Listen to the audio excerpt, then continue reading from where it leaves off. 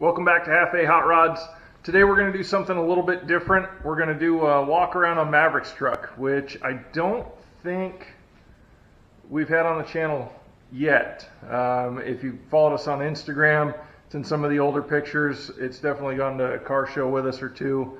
But this is my son Maverick's truck, and it is the second LS swap that I did.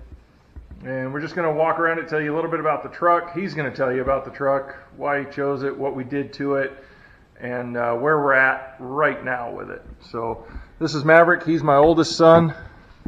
Yeah, so this is a 1988 GMC R30.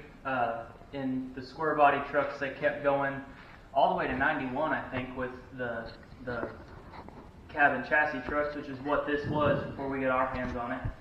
This truck was sitting in my great uncle's pasture for God knows how long. It was my cousin's first truck, and he drove it for a little while, and they bought it off a company that had a cherry picker on the bed.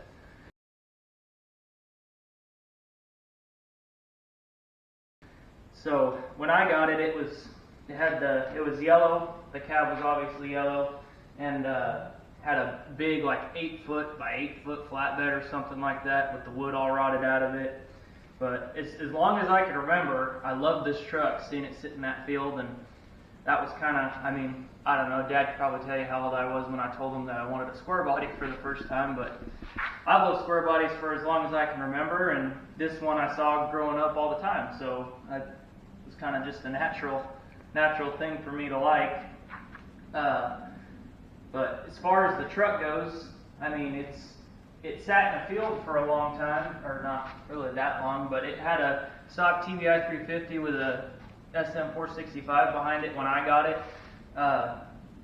The reason that they parked it was the intake caught fire, and the Hafner method of putting out fires is just throw dirt on it. So when I got it, the intake was just slap full of dirt and everything, and got kind of a funny thing in my truck to remember that, and something to remember my great-grandpa by. But yeah, we ended up yanking that out, and I bought a 5.3 out of a wrecked Avalanche in it, and the SM 465 still in it, which is something I'll talk about a little bit later, about something we might want to change. But so yeah, it's a 5.3 with a SM 465 behind it. The truck, I've been daily driving it. It's kind of a mess right now, honestly, because like I said, I daily drive it. I love this truck to death. For people that might not know, what's a cherry picker that was on it? Oh, like a bucket on the back of the bed that linemen use. It's just a bucket to lift one man up real high. So as high as like telephone poles and stuff like that. Right. And originally I was gonna just put another flatbed on it, and then I was scrolling through the World Wide Web and saw a picture of a truck like this one, regular cab dually with a regular bed on it, and I told Dad, I was like, yep, we're lowering it, and we're going to put a regular bed on it, because that's cool. Yeah. Okay, get out of the way so they can see the side of it. Yeah, it looks pretty good. Yeah. So, first thing that catches people's attention is wheels and tires. What are they? They're 19.5s, MKW wheels. I bought them from a guy in Denver, and they're 8-lug GM bolt pattern, so I didn't have to get adapters or nothing for them. And I bought the set of 6 with nearly brand new tires on it for $1,600, and I think I was 14 or 15 when I bought those. I've had the truck since I was 12. Got the truck for my 12th birthday. But yeah, I bought those wheels. That was first or second thing I bought for the truck, I think. Yeah, I don't know if I had the motor yet or not, but I think wheels and tires were first, because your mom was not happy about us buying wheels and tires for a truck that didn't run. No, but they look cool, so that's all that matters. So what was involved in changing from the flatbed to the regular dually bed? Well, that was a whole can of worms we weren't expecting. We didn't really know it was a cab and chassis truck, because with the old flatbed on it, it didn't look much longer than a regular cab with a long box on it. So found out it was a cab and chassis. We ended up cutting, I want to say it was like a foot of frame off. Yeah, like 9 inches, I think. Yeah, but it varies. We had to cut the frame off and move the rear end forward. And come to find out after that, when we tried to set the bed on the first time, cabin chassis rear ends are narrower. Don't remember how much narrower, but they're narrower than the stock rear ends. And it had 410s in the rear end. I mean, this thing was kind of just a slow-moving, pull-anything tank. So we ended up buying a Rex Suburban. I want to say it was an 03 3/4 ton Suburban or something like that. 03, 01, something like that. Yeah, in that body style. And stole the rear end out of it, so I've got 373s and disc brakes in the rear end now, which is a big improvement from what it was. And then I ended up having to put, I want to say it was 1.5 inch spacers to make it fit just right. Make the dually wheels fit just right. So with the tall tire and the 373s, we kind of gave myself a little bit of top end on it, which is nice. And then I think you already said it, we moved the axle forward a little bit. Yeah. 4 inches, something like that. I don't remember all the exact measurements, but as far as moving the axle forward, it is not as terrible of a job as you think. Really, it's just drilling new holes, popping some rivets out, and getting your hardware and making sure you're right as far as making sure the axle is perfectly straight and moving it forward. All it needs to go to be centered in the wheel well, which is a lot of set the bed on. Take it off, move the axle where you want it, set the bed on, take it off, put the axle where you want it. It was not as tedious as I was expecting, but it's still pretty tedious as far as getting it where you want it. Because I mean, once you punch those holes, you don't want to punch 1,000 holes in the frame of the truck. Right. To get it where you want it.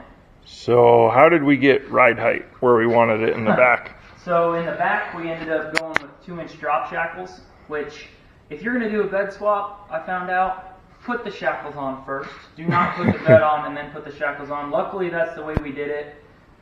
And so I have 2-inch drop shackles in the back. And then to get the front where we want it, we did what they say you shouldn't do, but it was virtually free because our time's not worth much of anything. And we cut the springs, which that was another situation where you cut the coil spring, you cut 1 or 2 links off at a time. Oh, in the front. Put them back together, yeah, on the front. Put it back together, see if it is where you want it, check side to side. So it's just a lot of assembling, tearing it down, cutting it, reassembling. And I learned from another dually that I had that you don't just go crazy and cut all of it off at once. You go a little bit at a time because otherwise you end up too low and it rubs the inside of the fender wells and it's all bad. Right, and as far as ride height for the truck, I am tickled pink with the ride height. I think it's perfect. I mean, it's low enough that the wheel wells are nice and filled, but it's high enough that I'm not, like he said, rubbing the inner fenders or anything goofy like that. I can go anywhere in this truck that I want as long as I don't get stuck because it is 2-wheel drive. Well, the other thing we did on the rear suspension is we raised the front hangers, and they make a modified hanger that raises that front spring mount. We actually discovered that with the stock hangers, there is room underneath the bed to move that hanger up about 2 inches. So ballpark, best we can figure is we've got about 4 inches of drop in the back. What do you think, 2 or 3 in the front? I want to say we were right about 3 in the front when we got done. So I really like the ride height on this truck. Yeah, and it sits level is my biggest thing. I don't like, a rake is okay, but not my favorite thing, so I like where it looks level. And it doesn't rub. No, it doesn't at all, rub. Didn't anywhere. have to cut anything to make those wheels and tires fit. But yeah, as far as ride height and suspension and all that, we ended up, for Christmas, I got Beltec drop shocks. Like Beltec, right? Yes. I think so. So I got actually the right shocks, which is weird. We did that the right way. And I had to build new shock mounts for that rear end to get them to fit right and where I wanted them. But as far as suspension and ride height goes, I think we did right by it on that. And I wouldn't change anything we did on that. And then this didn't have a bumper, of course, because it was a cabin chassis truck. Where'd that come from? We actually bought that off a guy right down about 45 minutes away in Longview, and it actually came off of a truck very similar to this one. He was going to put a roll can on his, which I despise. So I got this bumper, and it's a 40-footer for sure, but she looks pretty good, I think. Yeah, but it was $50. Yeah, it was 50 So, bucks. yeah, that's a pretty nice bumper for $50, I think. Yeah, and I can go the ghetto route and get some chrome spray paint or something like that and clean it up, and I think it'd come out pretty all right because Dad's kind of a wizard with the rattle can. I do okay with a rattle can. And then we're going to talk about interior, what's done in there. Yeah, It's still a work in progress, definitely. but it's a lot better than it was. So the seats in the center console I got for my graduation present when I graduated high school in 2018. Dad had built them on the original slider mount, so they should have slid back and forth, but he did not take into account that I am 6'5", and these seats don't squish at all, like the stock bench seat did. So it was too tall, so I ended up just making a square frame out of angle that mounts to the original mounts that bolt to the floor. I can see it. I don't know, not real well. It's pretty well tucked up there, but you can see the black there is the frame he made. I mean, I even painted it. So yeah, I mean that's pretty good. You can kind of see it in the middle here. Yeah, you can look down there and see it. And that center console, I love that thing. It locks, so these trucks aren't terribly secure. So having that be able to lock just gives me a little bit better, especially since, we live in Texas, and I think you know what we keep with us in a truck around here. But the interior, I really like the interior. I just got a manual tilt column for this truck. This one's an automatic one that we just took the deal off of, the shifter knob off of. So I have a manual tilt column over there that I'll put in, who knows when. I say soon. Could be 7 months from now, or Yeah. you know. We might have to do it soon because I already have plans for the tilt column that we're taking out of this Yeah, truck. It's that's- going to go into Tucker's truck. Right, but I love the bucket seats. Very comfortable for me to drive, and I mean I fit pretty well in the truck. I mean I don't think they meant them for people this big, but I mean I fit well in it. And as far as that goes, I mean I got a radio and speakers. I've got 2 more speakers that I'll put in the dash. I got a dash cover for it to cover up the cracks. Now, to be clear, the dash was already cut when we got it. Right, We yeah. didn't do that. I wanted to do one of the vintage dual, the old school looking Tune-up. ones, but they have the Bluetooth and everything. But with it being already cut, and those are like $250, and I'm poor, so that just didn't work out. I'm going to pop the hood. And this is the best part of the truck because it makes it really, really daily driver friendly. And it's dirty because he is driving it like literally every day. And we got some detail stuff to do. Yeah, we're gonna work probably a little bit later today on getting some of this old TBI wiring cleaned up. It just stayed in there because pretty much as soon as we were done with it, I hopped in and started driving it every day.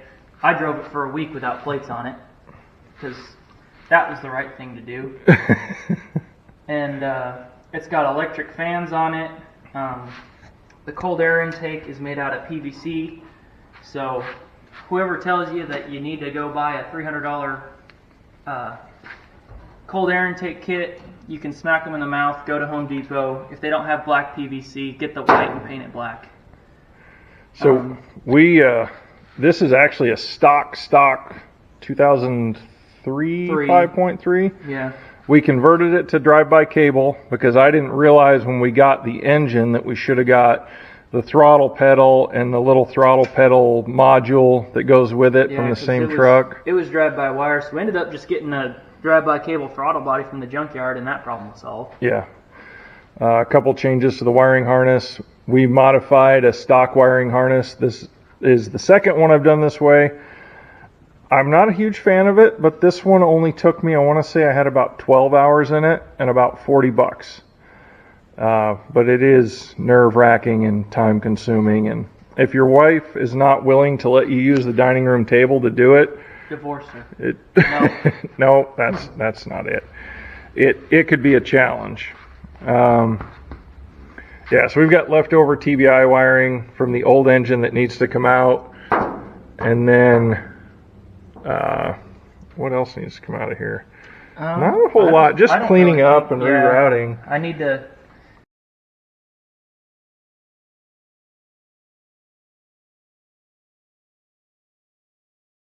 I don't know if you showed if they saw on the floor in there, but there's fuzz and stuff. I need to pull the blower motor and that out because I'm pretty sure it's chock full of mouse stuff, which makes it smell a little funny in there. But I'm 21 years old and I don't care about things like that usually. Yeah. So, I mean, the only issue we've really had with the truck so far is the cooling system, because my water pump went out and this return line, the nipple on the radiator is broken off pretty much, and yeah. I have yet to actually get that fixed. And that's the radiator from this truck, right? Correct. I think it is. And then we use the recovery tank, the coolant overflow tank from the Avalanche, or...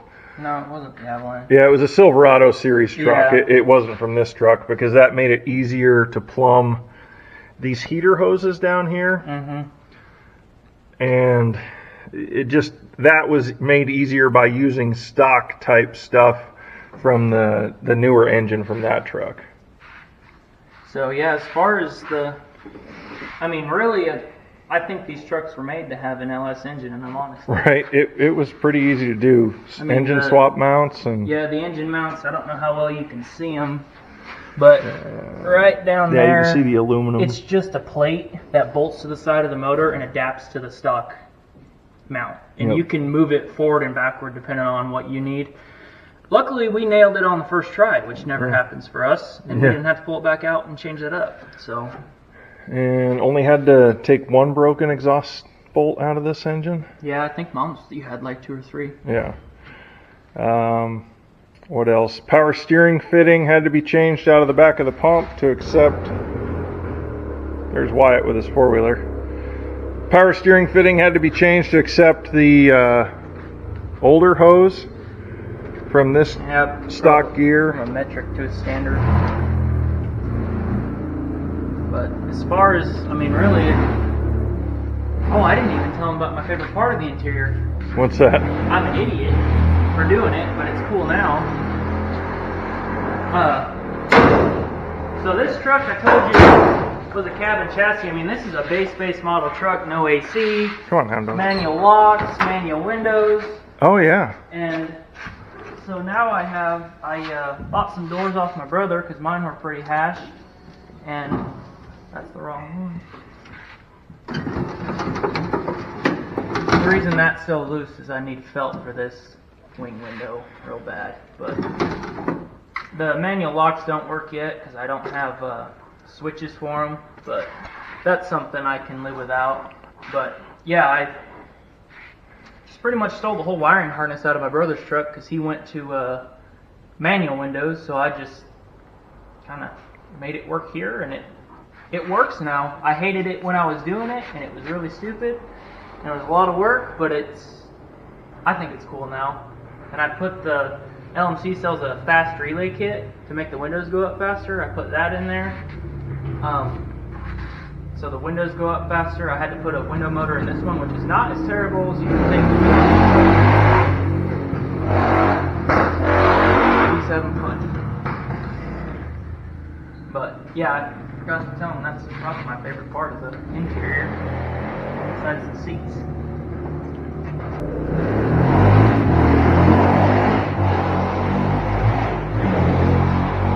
The 4-wheeler is so loud. It's so ridiculously loud. Okay, so I know it's not done yet. We still need to do body and paint, and and a couple of things that I think I'm going to change. Yeah. What do you, right where it's at right now, what's your favorite thing about it and your least favorite thing about it? My favorite thing about it is that I can drive it every day without worrying about it because of the LS. I think that was the way to go, because we threw around doing a big block, because we had a big block on the floor at the time, and threw around just putting another 350 in it. But this motor, and this is a good choice. I paid $850 for the motor and the computer and the harness. So really, I think I came out pretty well on that, and that was before LS stuff went crazy stupid. Yeah. But that's probably my favorite part of it is the drivability and the interior. It's really comfortable in there for me. My least favorite part, and it's kind of part of the drivability, but the transmission needs to, I need a 5-speed because the SM465 is just a granny low with 3 speeds is what some people call it. But I want to do a NV4500. In a perfect world with all the money, I would do a T56, but which is a 6-speed like what they have in Camaros and Corvettes, fast shifting. I mean, that's a go-fast transmission, which would be a lot of fun, but yeah, double overdrive, right. Really haul down the highway. The problem is they're super expensive. Right, that thing would make this truck go faster than it. I mean, truck would come apart before it. It's got no business going the speed you could with a T56 in it. But then an NV4500, they put them in GM and Dodges in I think all through the 90s. Well on after that, yeah. That transmission is basically this heavy-duty dump truck transmission plus an overdrive. Right, so that would give me, I mean, I can run 80 miles an hour on the highway pretty easy with it. Yeah. So that, and then the next thing I want to do after that is probably, I have the saddle tanks on it. The saddle tanks, the first time we started it, we did not take into account that the splitter for the saddle tanks had been sitting outside for 15 years and was brittle. And instead of pushing like 7 pounds of fuel pressure through it, we pushed 60. So the first time we started it, we were spraying gas everywhere on the hot exhaust because safety is our #1 priority. Nope. And then we decided just to put a T in there, a brass T, so it sucks unevenly from both tanks. And it's just a pain at the gas pump. If I could flip them, I think I'd be better off with them. But if you watch Tucker's Trucks videos, I don't know if you have one of those videos up with the tank yet. Yeah, but yeah. I'm going to do the Blazer tank swap. 30 gallons is more than enough. I mean, right now it gets about 11 miles to the gallon, which with the transmission I think is pretty good. Because if I had the stock motor in it, it would be getting 8-ish. And then I want to do headers really bad. It'll just sound pretty cool. Good. Now I've got True Duals with Flowmaster 40s just off the stock manifolds, but I think when I do headers I'm going to put cherry bombs on it and let her talk a little. Because when you let off the clutch, just let it slow in the cackle, and it's enough to make, never mind, not going to say that. Yeah, Family channel. we like it. We like it a lot. Unbucket oodle, unbucket oodle, unbucket oodle. But yeah, other than that, I mean... Is there anything that we did that you would do differently besides the fuel system?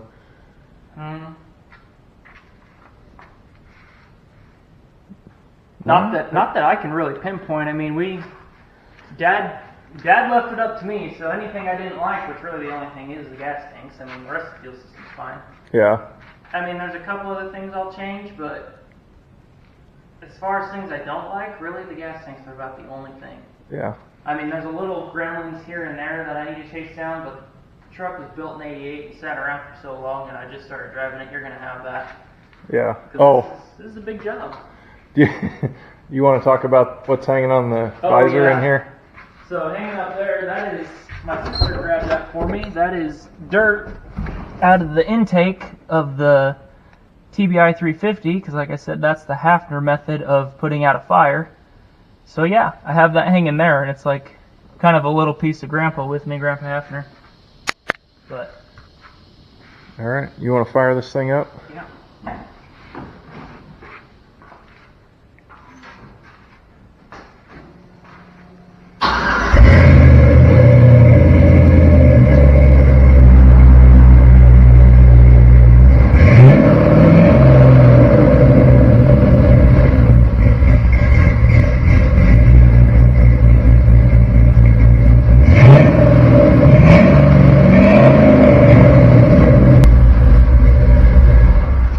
I'm dying back here already.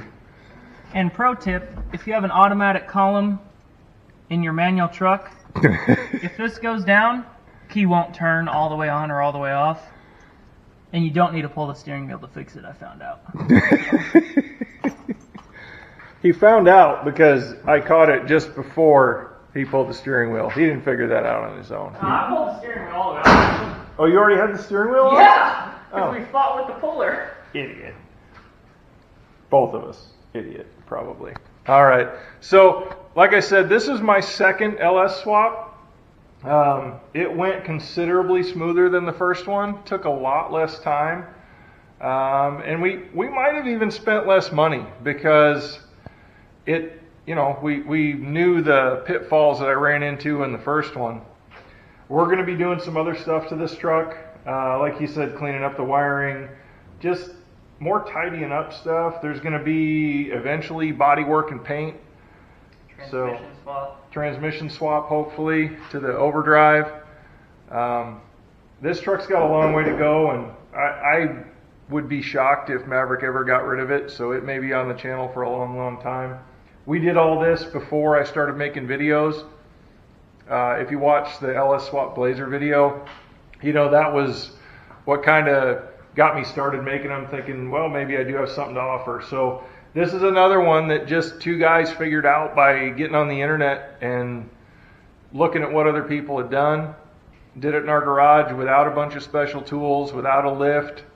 We are special tools. That's true. You are a special tool. You are a special tool. We did figure out that 5-gallon buckets will support a dually bed. 4 of them will.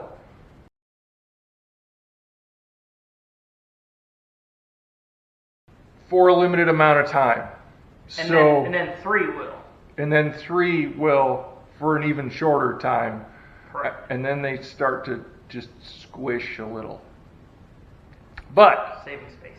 Yeah, it's fine. It didn't squish anybody, so it worked out okay. But remember, this is something, like I said, we figured it out as we went. We did it on a pretty good budget. You have any idea what you actually spent on this? No. Yeah, I mean, the big purchases, like I said, $1,600 for the wheels and tires, $850 for the motor that had the wiring harness and computer with it. I want to say it was almost another $1,000 in little stuff. I think the bed I only spent about $450 on. Yeah. And we didn't do anything to the bed before we put it on. Like, it was in that good a shape. Yeah, we just stuck it on there. And all the lights worked in it, except for one. Yeah, that was crazy. That bed had been sitting in a field for we don't know how many years, and everything just worked on it because Chevrolet. Yeah. So I would say he's probably $3,500 to $4,000 into this. Yeah. With buying the big wheels and tires and the LS swap. I have to take into account too that I didn't really buy the truck. I got it as a birthday present, so that's a large expense that I didn't have to make. But really, on these trucks, if you're willing to roll a long bed, you can still get a good price on them. If you want a short bed, get ready to get silly because they've gone up and they're continuing to go up. But a long bed you can still buy for a reasonable price. Yeah, they're durable. Yeah, and parts fit for years and years and years and years and years. Still find them in the junkyard every now and then. Wyatt just happened across this manual tilt column, which is like unicorn stuff. Yeah. So be glad to get that in there. Yeah, we told him not to come home unless he had the column with him. Yeah, because that's cool. But anyway, there'll be more to come on this truck. I wanted to get a walk around on it so everybody could see what we're working on and what will be a part of future projects on the channel. Until next time, thank you for watching. Check us out on Instagram, TikTok, Facebook. I think that's it for now. Motor Trend hasn't called me yet. I'm expecting it any day now. We should be, they definitely want me. They just don't know it yet. And remember, if I can do it, and if he can do it, you can do it.